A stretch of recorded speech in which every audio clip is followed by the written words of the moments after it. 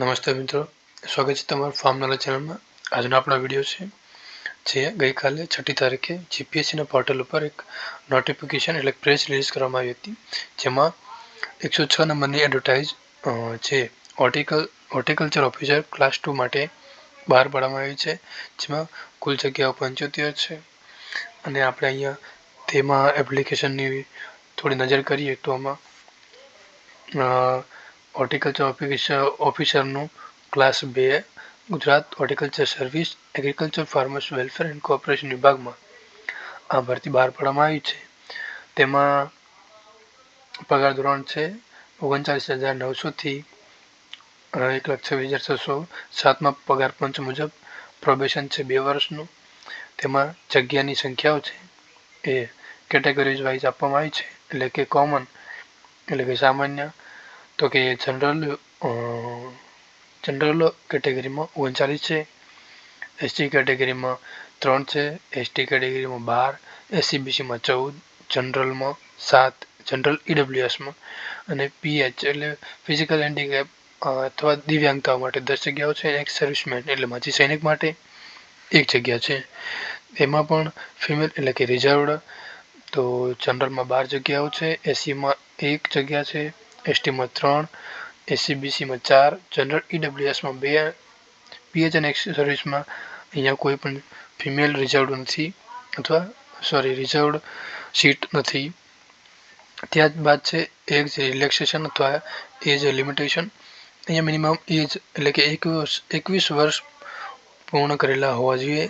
જાહેરાત બહાર પડ્યાની અંતિમ તારીખના અથવા ફોર્મ ભરવાની અંતિમ તારીખ સુધીમાં તમે 21 વર્ષ પૂર્ણ કરેલા હોવા જોઈએ અને તમારું 22મું વર્ષ હાલ ચાલતું હોવું જોઈએ.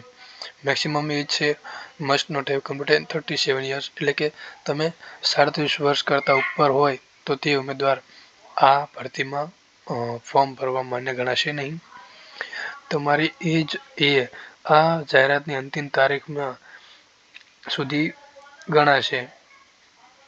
પીએચ ડિસ્ક્રિપ્શન છે ત્યારબાદ, એટલે કે physical health description as per ટેલ એડવર્ટાઇઝમેન્ટ એટલે કે જાહેરાત મુજબ છે. ત્યારબાદ છે ઇસેન્શિયલ ઓર ડિઝાયરેબલ ક્વોલિફિકેશન એટલે કે લાયકાત માટે પોસ્ટ માટે લાયક ઉમેદવારી અથવા તમારી ક્વોલિફિકેશન તમારું ધોરણ પોસ્ટ માટેનું. Bachelors degree in science. મિત્રો અહીંયા કદાચ એરર હોઈ શકે, bachelors degree in agriculture science પણ હોઈ શકે છે. અને અહીંયા બ્રેકેટમાં હોર્ટિકલ્ચર લખ્યું છે. જો કે આ ભરતી સ્પેશિયલ હોર્ટિકલ્ચર ઓફિસરની છે, તો અહીંયા કદાચ બ્રેકેટની જગ્યાએ હોર્ટિકલ્ચર સાયન્સ પણ હોત. તો મિત્રો ધ્યાન રાખજો, જ્યાં સુધી કંઈ કન્ફર્મેશન ન મળે ત્યાં સુધી ફક્ત હોર્ટિકલ્ચરવાળા લોકો ઉમેદવારો ફોર્મ ભરે, અથવા તો કોઈ જાણ હોય તો ફોર્મ ભરી શકો છો. ત્યારબાદ છે post graduate degree in agriculture. જો અહીંયા મિત્રો પોસ્ટ ગ્રેજ્યુએટ ડિગ્રી એગ્રીકલ્ચર ડિપાર્ટમેન્ટમાં ચાલશે અને તેમાં પણ હોર્ટિકલ્ચરમાં બ્રેકેટ છે, એટલે મીન્સ કે બેચલર્સ ડિગ્રી અને એગ્રીકલ્ચરમાં પણ કદાચ માન્ય ગણાઈ શકે છે. અને તે ડિગ્રી ક્યાંથી મેળવેલો હોય છે, તો કે એગ્રીકલ્ચર અથવા હોર્ટિકલ્ચર યુનિવર્સિટીઝ જેઓ ઇન્કોર્પોરેટ હોય એટલે કે સંલગ્ન હોય સેન્ટ્રલ એગ્રીકલ્ચર યુનિવર્સિટીઝ અને સ્ટેટ એગ્રીકલ્ચર યુનિવર્સિટી સાથે. ત્યારબાદ છે એક્સપિરિયન્સ અનુભવ, તો અહીંયા કોઈ અનુભવ માંગ્યો નથી મિત્રો.